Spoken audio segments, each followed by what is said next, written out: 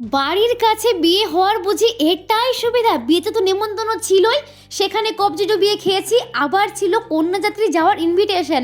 আমি আর আমার বোন ডিং ডিং করতে করতে কন্যাযাত্রী 10 ঘন্টা জার্নি করে পৌঁছে গেলাম। বাবা মা বারণ করা সত্ত্বেও কিন্তু আমরা সেখানে পৌঁছে গেলাম।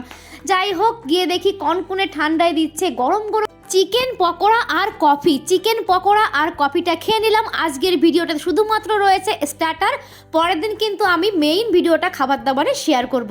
তারপর চলে আসলো একটা মন জিনিসের কেক আর প্রাণের একটা আলু ভুজি। এই টিফিনটাও সেরে নিলাম, এরপর বসে পড়লাম খেতে।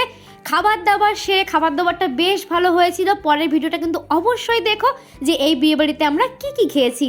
এরপর একটা আইসক্রিম নিয়ে বাসে করে টানা 10 ঘন্টা আবার ঘুম দিয়ে বাড়িতে ফিরে আসলাম। তোমরা কিন্তু এই ধরনের ভিডিও দেখার জন্য অবশ্যই আমার চ্যানেলটা সাবস্ক্রাইব করো। কেমন লাগলো ভিডিওটা অবশ্যই জানিও। দেখা হচ্ছে অন্য কোনো ভিডিওতে। টাটা।